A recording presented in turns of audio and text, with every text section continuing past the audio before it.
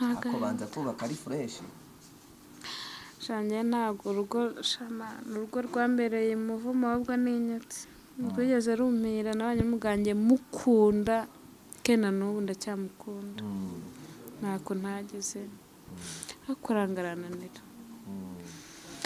arangarananira vizoyiti ntazo nkeneye nawe sinzi umuntu wagwamagaye sinarinzi kuri buhagere nuko twahuriye hari nta nubwo nari nakwitayeho cyane nitayeho ni Yakobo yanjye nta kindi n'umugabo wanjye nta kindi nashakaga.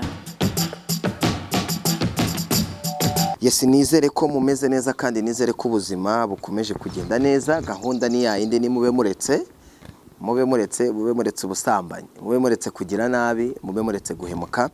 So murabizi hari inkuru nigeze gukora y'umukobwa cyangwa se umugore ukundana n'umugabo cyangwa se babana mu nzu, mwigeze kubona ni ibintu byagiye bica ku mbuga nkoranyambaga zigiye zitandukanye, k'umugabo yamuciye inyuma aza kumufatana n'undi mukobwa ndetse bibarwaserera. Murabizi kuntu byaje kugenda, bamenaho amazi, byari ibintu bitoroshye cyane. So murabizi ko ntigeze nongera kubona wa mugore, sinzi ko byaje kugenda, ariko natekereje ndavuga ese ko twaje tugakora inkuru abantu bakarwana, abantu mukabibona, ese wa mugore byaje kurangira gute, byaje guherera hehe? Naje gukurikirana neza menya yuko umugore atuye Kicukiro, ndavuga reka njyeyo ndebe kuntu gahunda zimeze, ubundi tuganire ese yaje kwiyunga n'umugabo cyangwa se byaje kugenda gute. Rero ndi hano Kicukiro, niho naje kumureba kugira ngo tumenye uko ubuzima bumeze ndetse nuko nyuma y'imibereho byaje kugenda. Turavuga ngo reka ibi bintu tubikore, ni akazi kanyu kandi ni ibintu tugomba gukora. Reka tugere mu rugo turebe se bimeze bite, tuganire nawe turebe se ni igiki dukwiye kumufasha, ni igiki tugiye gukora kugira ngo ubuzima bukomeje kugenda neza. Muri no minsi ibintu by'abagabo guca inyuma abagore ni ibintu mwiharaje, ibyo se ni ibiki? Reka rero tugende turebe kuntu gahunda zimeze ndetse tugendane, ubundi gahunda zibashe kugenda neza. Iyi ni Yawe TV, njyewe ndi Emi Nyawe, ubundi ubuzima bubashe gukomeza, ubundi nyine tu nika akazi kenshi kaba gakomeye. Reka tujyane tumenye ubuzima bayeho, tumenye se bimeze bite, tumenye se umugabo yaje kugaruka bimeze bite, wa mukobwa se byaje kugenda gute, komera ukabagiye mu buyobozi byaje gukemuka. Nkurikire tugende nyine tu, ntago biba byoroshye. Ndabona mpageze, ngende ndebe uko gahunda zimeze. Ndebe bite, umeze neza? Nta ribi? Uvuye ku ishuri? Yes. Reka dukomanga hano twumve kuntu bimeze. Mwiri wabahano? Mabuja mumeze neza? Umeze ute? Ariko Emi, yo uje kuncumbita icumu mu gisebe koko, uranzura garutse ubonye n'ibintu byambaye hejo bundi. Oya, narifuje nyine ngo kugira ngo menye uko ubuzima bumeze nyuma ya bya bindi. Umeze neza? Ubu naba mera neza gutuzi n'ibintu byambayeho koko. Nyine ihangane n'ubundi, none se ko n'ubundi naguhamagaye ngakubwira ati ngomba kuza kukureba. Narenzi kuza nabi mikoro uzanya rwose, narenzi kuza ngo tuganire bisanzwe. None niko umeze neza ariko uracyarwaye?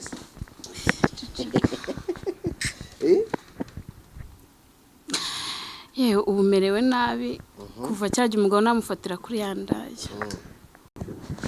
Yes, rero nkuko mwabibonye nababwiye yuko narinje kureba Wamugore, twahageze mwamubonye, ariko muri hangana mindu ya location bitewe nuko n'ahantu naringiye kwicara mbona atari fresh.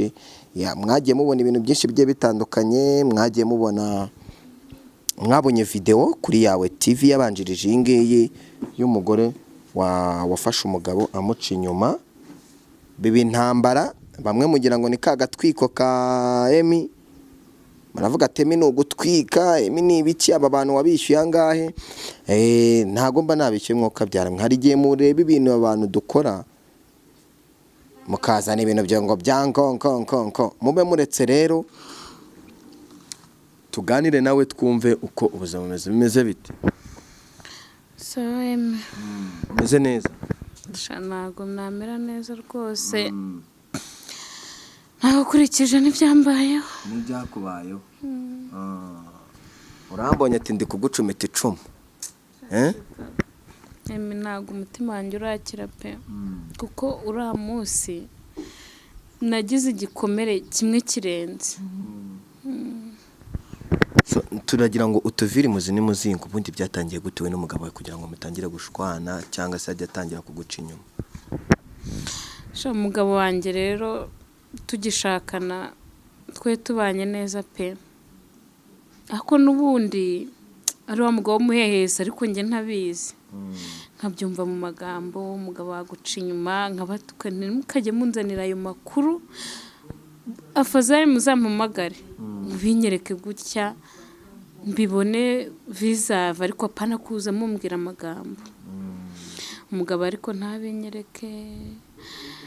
Nyuma yatangiye kunyeka tubyaranye umwana wa kabiri afite nk'umwaka, ngo yatangiye kujya ajya mu bagore, akaza antuka nkamuha keya, umugabo wapi ntiyumve ntanyurwe, akambwira ati se urama keya uruta abana bari hanze hano batoya bazi gutanga keya. Mbese umugabo aranzengereza ntesha umutwe. Ubwo rero ejo bundi nibwo umuntu yampamagaye ati noneho ngwino wirebere, ariko akaba yaramaze iminsi ahembwe, nta muceri nta kawunga nta kintu dufite mu nzu. Ndavuga nti reka nze njye kureba. Nibwo rero bugiye naje nasaze.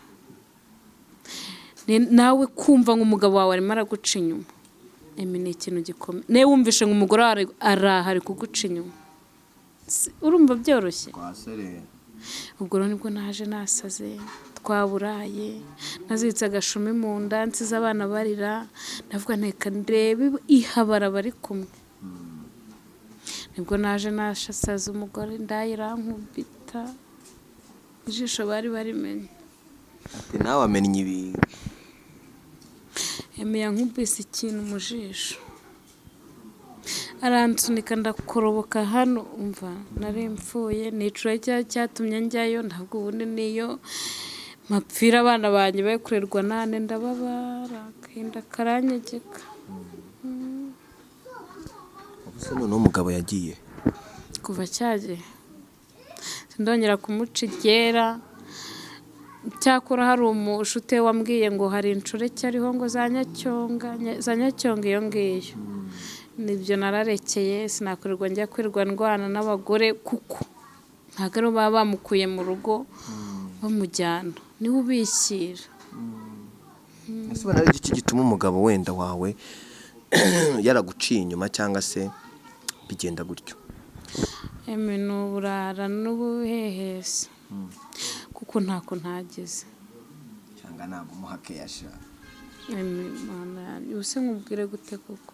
Ntako ntagira, ntago ndi umwana, ntago nubatse ndi umwana ntazi gutanga keya ngo mumugwanjye keya menye iby'urugo rwanjye. Ntako ntagize. Ariko byaranze. Wa mugani wa yandirimba ati twese byaranze, no mu rugo byaranze. Byaranze pe, ntabwo mana.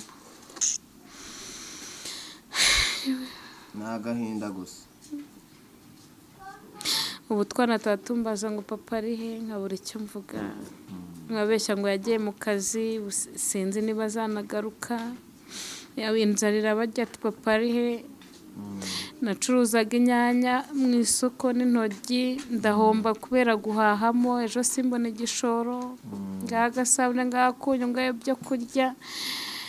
Mbese ikayi y'umwana, ikaramu, umva ibibazo gusa. Nahise mpomba ngo ndaho nyine, gusa iyo mbonye akaraka ko gufura abantu ndagakora, nkabona n'icyo gihumbi abana bakararira, ariko n'igihe ntakibona nacyo. Ntabwo nugera ubona akaraka ujya undangira. Unashaka ngo njyewe se? Ahantu ntuye byonyine ntiwahagera. shame ubuzima we ntago buzi nagenda n'igiti nkagera nk'ubwo nyuma noneho y'uko urwanye n'uriya mukobwa wa mukobwa biti bimeze gute byibura yigeze agira n'umutima wenda ngo nawe yitekereza avuga ati ibintu nakoze uriya muntu naramubaje mwari mwaganiraho n'umunsi n'umwe ariko bitewe n'ukuntu wabibonye urabona uriya mukobwa nawe kumusubira mu maso yanyica ubwo rero nta nubwo nshaka kwitera izo stress zindi nanjye biranakoze byari umujinya nakazi ukuntu araye kundaye kangahe bana banjye inzara ari yose nkumva ibinyugunyugu mu mutwe nkumva ngiye no gusara ako byo byararangiye nta nubwo nekurirwa nsubira harango niba ari kwa Murekatete niba ari kwande nise n'ubundi nuko atariho ari wumva ngo ari ahandi ubwo kwirirwa niruka inyuma y'umugabo njya kurwana ibyo nabivamo ariko ndagira ngo uduhishurire ni gute umugabo akubita umugore akamupfumbata ibyo bintu umutima uturukaye bibaho cyane amenyo akayakura ukapfumbata no kugura yaguca gusa nyine umugabo aragukubita iyo uri umugore uzi ubwenge ntabwo ujya kwiteza abantu ngo nakubiswe n'iki umugabo nawe yabonye ko umwihanganiye agusaba imbabazi njye yigeze kunkubita ndaceceka navuga nti ne kwiha amenyo y'abasetsi n'undi aho hari indaya mu gipangu bakombetse ndavuga nti ninyiteza noneho iranseka ndaceceka ariko nyuma nsaba imbabazi birarangira muriyunguka mupfumbata nese wabigenza ute ushaka kubaka wihanganira ibintu byinshi burya rero hari abantu bari bazi ko ari agatwiko ngo kubera yuko wavugaga ijambo Yakobo bakifuza no muri comment wabonye ko baziteye baravuga ati akoze uriya mu mama nimba atari agatwiko Yakobo ni iki byakujemo gute uvuga Yakobo nanjye sinzi ukuntu byaje niba ari agahinda niba ari ibiki gusa nyine Yakobo se none narayirwaniriye ariko n'undi yarayijyanye atamennye ijisho ati ibinga ararimennye shabwo nagize amahirwe n'uriya mugore atari kumena umutwe ariko gusa nanjye numvaga nasaze ntiyitayeho nasaze ubundi nari nzi wenda mukoroho n'igihumbi ariko n'igicucu ubu koko nayo kugenda nkamusanga ku nda yakama n'igihumbi none nanasaze kurira nanjye nicuje nyuma ese ninde ubundi wakubwiye ko ari hariya hari umugore wabimbwiye w'umuturanyi w'uriya mukobwa hari umugore wabimbwiye ubwo nanjye nuko nahuruye nyine njya kureba ko ari ibya nyabyo ariko si ubwa mbere mufashe n'undi namufatiye muri roge ariko ubwo ntacyo navuze naraje arataha nsaba imbabazi ndamubabarira ese buri umugabo yaguca inyuma ukabimenya wenda muri icyo gihe cyo gutera akabariro ni muwe mwabasha nko kwikingira nta mpungenge uba ufite ntago watinyuka aho mujya kwa muganga cyangwa se nyine mukaraba ubundi buryo mukoresha Yakobo ukayibona ako banza kubaka ari fureshi shanjye ntabwo urugo rwambereye umuvumo ahubwo n'inyatsi rwigeze rumira n'abanyamugange mukunda kena n'ubu ndacyamukunda ntako ntageze ariko arangarananira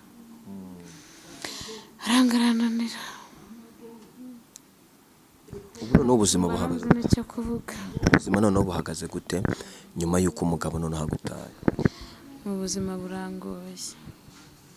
burangoye pe cyane ariko nzi ko Imana irandeba nzi ko mfite ibyiringiro n'icyizere ko bizashira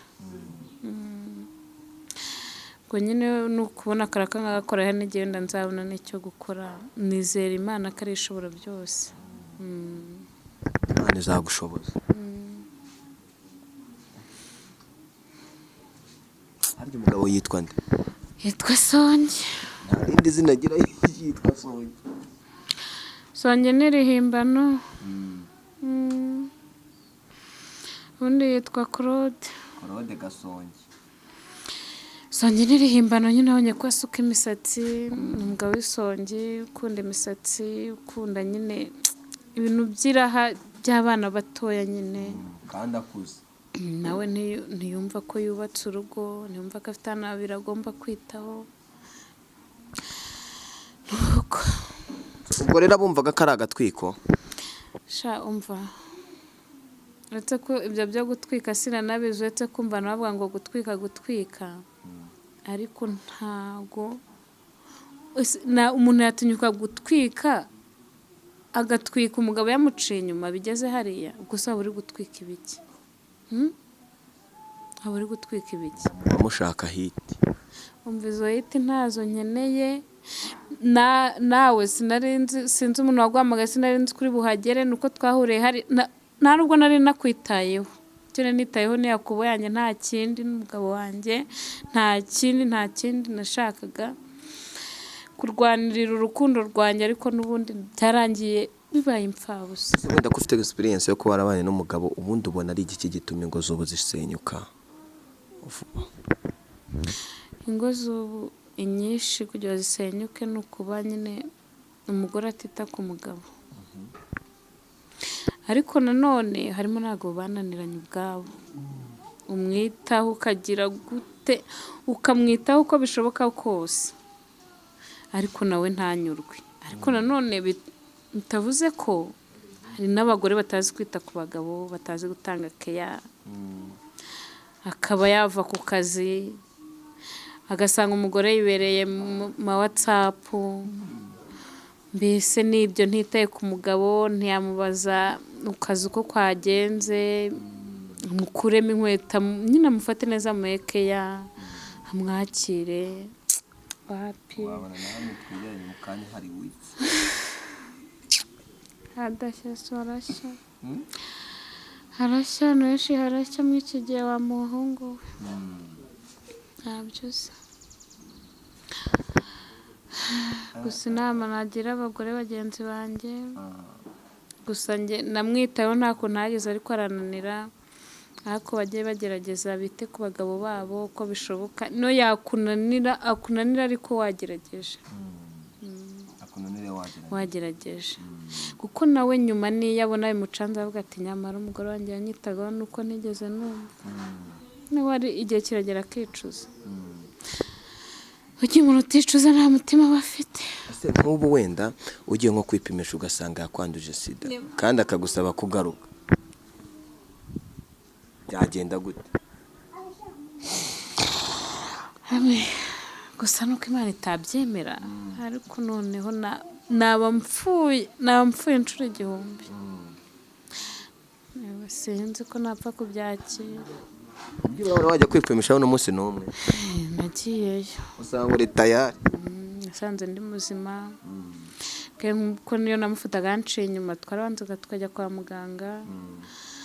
Nanjye ntabwo nakora ikosa ryo kwiyica, gusa nizeye ko ndi muzima nubwo naherukayo, maze nk'amezi nkangahe 4 wenda, ariko nizeye ko ndi muzima.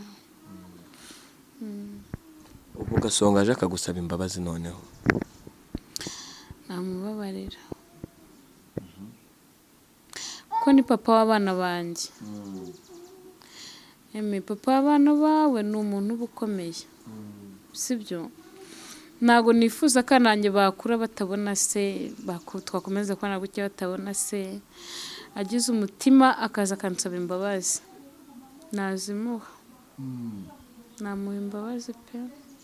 Wa mukobwa noneho we aje akagusaba imbabazi akavuga tumbabarire, nazimuha nawe. Burya imbabazi ni ikintu gikomeye, kandi umuntu upfa kwifata akavuga ngo mbabarira, uwo muntu ujye ubiha agaciro, umuha agaciro, kuko umuntu utinyuka gusaba imbabazi umva ni 1%. Imbabazi ziva kure, ariko nyine umuntu utagira imbabazi nawe ntabwo aba ari umwana mwiza. Kugira imbabazi ni byiza ku muntu uzisabye bimuvuye ku mutima.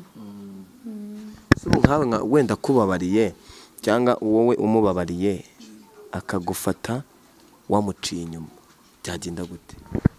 yego kumana uzi buriya umugabo agufasha amuca inyuma ntabwo yapfa kubabarira umugabo ubwita afata umwanzuro akakwirukana nabi cyane niyo we waba waramufasha waramubabariye we ntabwo yapfa kubabarira ubona biterwa n'iki shasi nanjye biriya bintu birancanga abagabo ku mugore we kubimenya bwo ni ikindi kindi ariko n'ubundi ni umwanda umugore utinyuka guca inyuma y'umugabo ni umwanda ni bibi arakaguca inyuma biramureba ariko we mugore byibura wihangane umugabo aguciye inyuma ko byakubabaje nyine kumbabaza byarambabaje sibyo nta n'umuntu bitababaza ariko si kimwe nk'uko ari njyewe yabafashe kandi uko umugabo yaseba siko umugore aseba umugore araseba cyane kurusha umugabo inama nagira abagore bajya bubaka ingo zabo kandi birinde guca inyuma abagabo babo kuko ntabwo ari umuco mwiza ni imivumo ku rugo rwabo nta kintu kizima ushobora kugira waca inyuma y'umugabo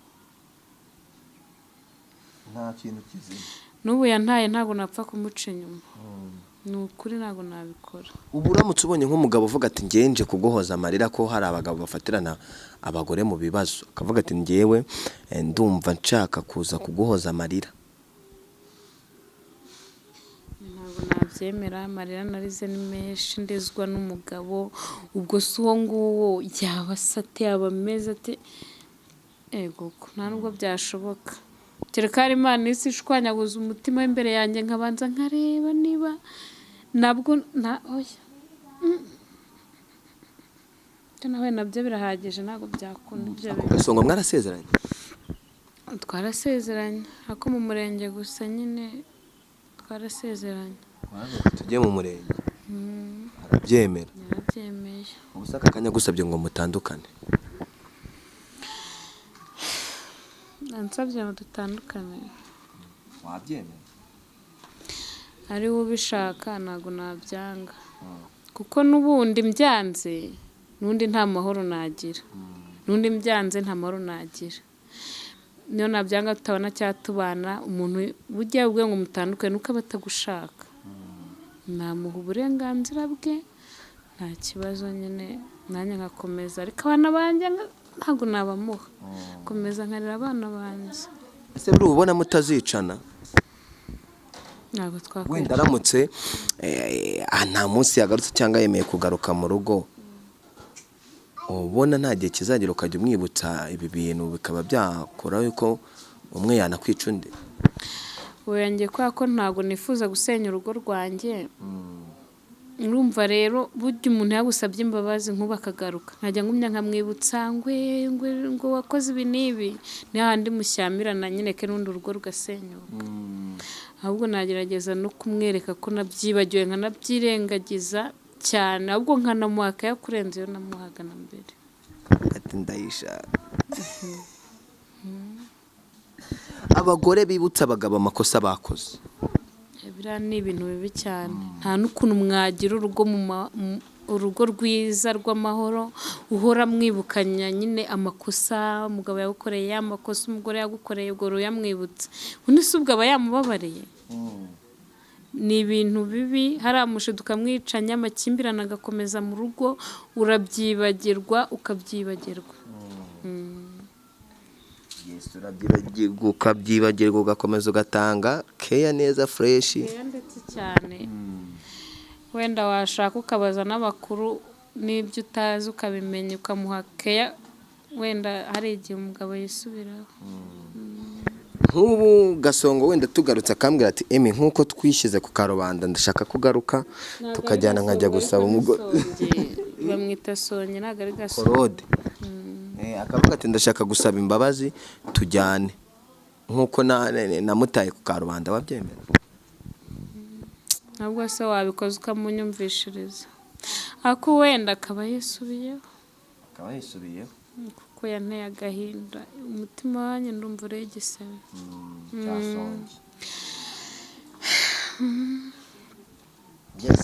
rero reka mvuge ngo ukomeze kwihangana kandi wenda reka dutegereze yuko songi songe azagaruka kandi bikaba neza. Uwazaguhuza na wa mumere se mugasabana imbabazi cyangwa akagusaba imbabazi?